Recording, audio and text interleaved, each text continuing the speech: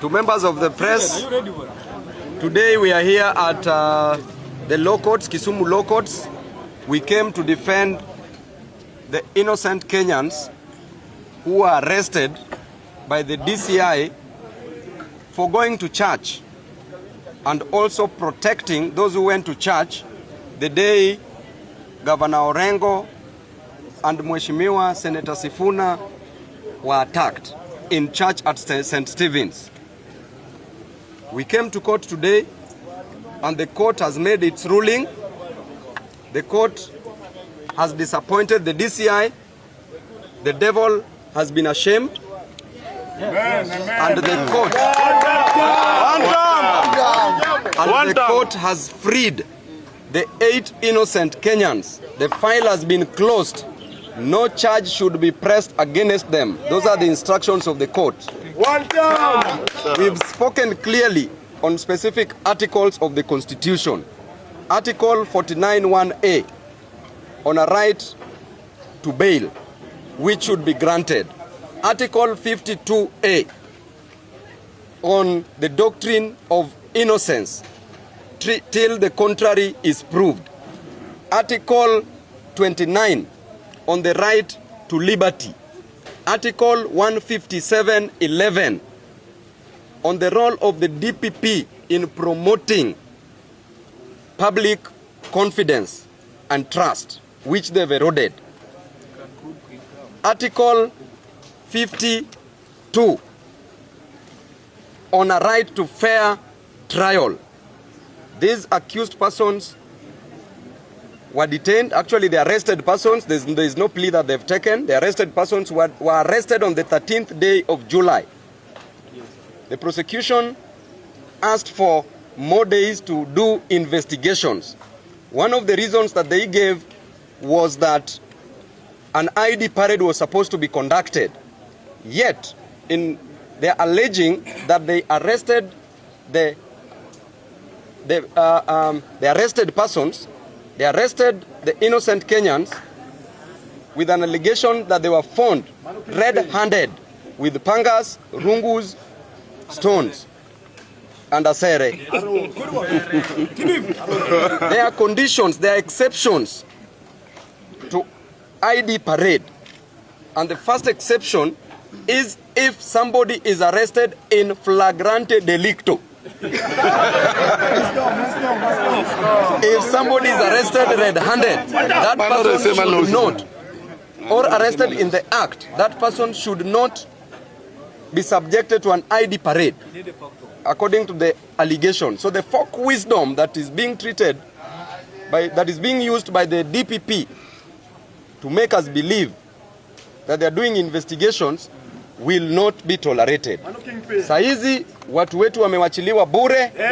Tulikuwa na Mheshimiwa Orengo, tulikuwa na Advocate Faith Odhiambo, tulikuwa na other advocates pia. Tunawashukuru sana for the great job. Sisi kwa mavijana wetu tutakuja hapa kuwatoa. Najua kuna makesi zingine tena mliwekewa. Tutarudi hapa. Tunataka kuona those DCI officers who always abduct people. Because wanavaanga masks, watakuja kama witnesses kotini. We want to know these DCI officers who have been abducting people. Na wanawekea watu mabunduki. We will expose you because you are criminals. And if possible, we will make public arrests. We've reached a point where we will never be scared of police officers. Your work is to keep law and order. But police officers being used, misused and abused. OCS Kondele, Ongechi, hiyo ujinga yako utawacha leo. Niko Kisumu, kuja na hao guns wako leo. Wakuje. Hao guns wenye wanasemanga wa Kisumu, leo we are in Kisumu to finish goonism. Kabisa. Hii ujinga ya guns yenye tunaletewa every time with the protection of the police must end. Guns waishe wasiishe. Guns waishe wasiishe. Leo tuko hapa Kisumu. Asanteni sana watu wa media. Mungu awabariki. Tuko pamoja. Your Honor, the prosecution asked for 10 days. 10 days. 10 days to conclude the investigation. 10 days. Number one, 15 days were granted. And that leads me to speak to the spirit of Article 159, Article 159 on the administration of justice, Your Honor. Prosecution comes before you, Your Honor, to ask for 10 days. Then the court, in its own wisdom, found it fit to grant 15 days. Your Honor, justice administered under pressure ceases to be justice.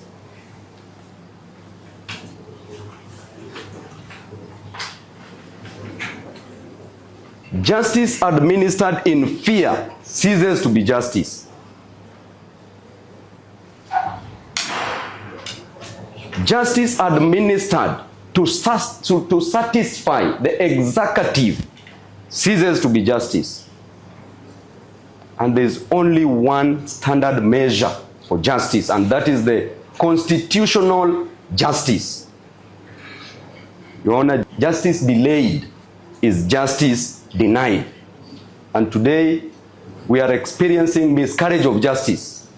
These gentlemen are innocent before this competent court of law under Article 50, Subarticle 2A, the doctrine of innocence until the contrary is proved. Your Honor, you are being told that the accused persons were to be detained for a further 10-day period because an ID parade was to be conducted.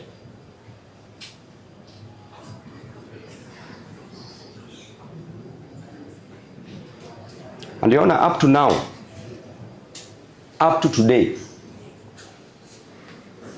an ID parade has not been conducted. Your Honor, why would the prosecution come before this honorable court to lie to this court?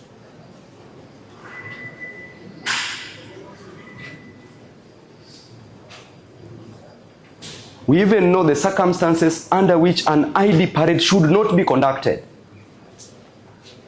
And in the same affidavit, they clearly stated that the accused persons, the arrested persons, were allegedly searched and found with pangas and rungus. Found with pangas and rungus, allegedly. Which means that they were caught in the act, in flagrante delicto. Court red-handed, according to them. That alone, Your Honor, ought to have disqualified the idea of the ID parade. And that, Your Honor, you are told that the arrested persons had no fixed abode. Your Honor, the state has enough machinery to identify, including but not limited to even tracking. During the Gen Z protest, these officers were illegally even tracking phone numbers and abducting these same people. And so the idea of a fixed abode, Your Honor, should have not been a sufficient reason. Because these were churchgoers, God-fearing men of God. They were arrested in church, Your Honor. And the police officers are just here looking at us. What a shame.